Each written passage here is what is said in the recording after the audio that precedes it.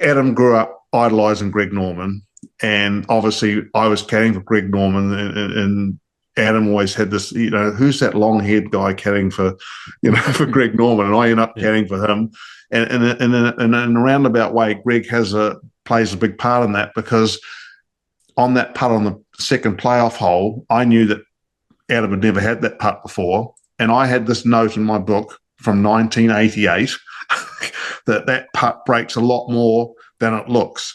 And I know that Adam's never had that putt because he would have never hit the ball that back to that pin on a Sunday, because that's not what you do. And walking up to the green, whether he was going to ask me or not, I was going to tell him because I knew he wouldn't know that, and you can't read that.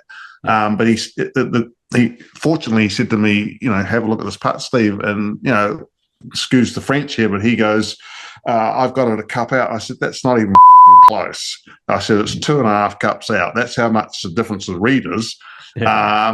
And look, that information came because I had that written in my book that this putt breaks a lot more than it looks. And I read it and had a look and I said, whatever. And he knocks it in. And it was just funny because the first person I spoke to on the phone, it wasn't the first person that called me, but the first person I actually spoke to when I was driving back to the house where I was staying at was Greg, and he could see what I'd said to Adam. He read my lips, and he said, "You haven't changed, Steve. You've still got a foul mouth." And I told him the story very briefly about having that note in my yardage book from 1988, and he just thought that was brilliant because he wanted nothing more in the world than to win the Masters, and he should have, obviously, Greg.